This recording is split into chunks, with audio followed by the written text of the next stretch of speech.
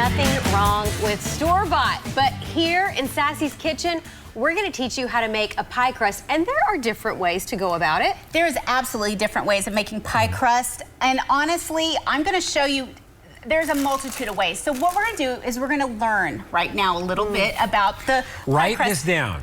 Get a pad of paper. Down.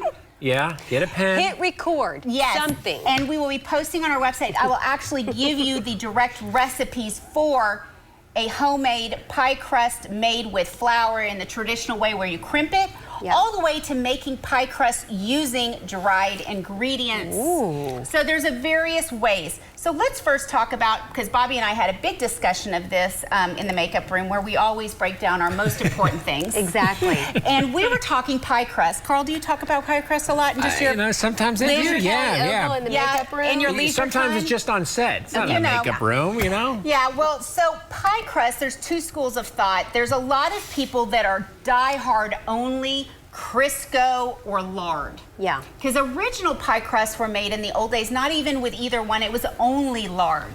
Which, do you know what lard is? It's really fatty. It seems like something an old person would use when they're doing the pie crust, right? Let me just tell you. Like your demographic is 80 and above baking. Well, it's lard. It's your oleo group that still use oleo. I see that old cookbooks. Yeah, cookbooks. Well, lard is basically pork fat. And pork fat, to be quite honest, makes the most scrumptious pie crust on the planet. That checks out. It's a little harder to find. Well, then when that kind of went away, people started using Crisco. Crisco is hydrogenated soybean oil. And it is it's shelf stable. Yes. And it was a lot easier. Stable. It'll be around here in a nuclear war is what I think, Shelf basically. stable. Can't get rid of it. No. Then there's the butter people. Yeah. But what you can find is the science behind this on making a flaky crust is the secret, is you want both of your fats to be ice cold. Even frozen is perfect. Ooh, yeah. So the secret is you're gonna mix your flour with your ice cold fats.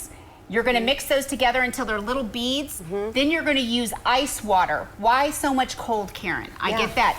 Because when you put it all together and you roll it out, you wanna immediately take your ice cold pie crust that you've crimped. You even wanna go ahead and put that back in the fridge or the freezer and get cold again before you put it in the oven, so it will pop and make flakes. Oh. You want that flaky goodness. Yes, and then when you come back here in a minute, I'm going to show you and talk about using some of the other items and making an ice cream pie. Just things you have in your pantry, Yes, so easy. Okay, we'll do it then.